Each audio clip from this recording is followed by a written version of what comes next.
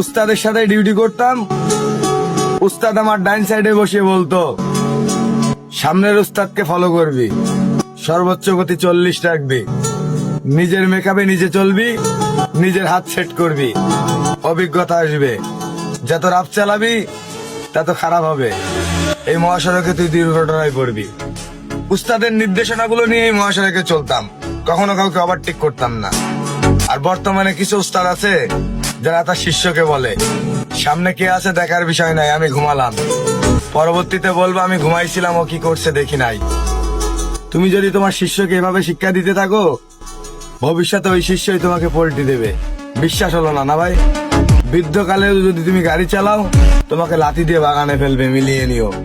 প্রয়োজনে শিষ্য তৈরি করো, এমন কিছু তৈরি করো না ভবিষ্যতে তোমাকে পস্তাতে হয়। ধন্যবাদ। উস্তাদের ভালোবাসা মন থেকে আসে ভাই।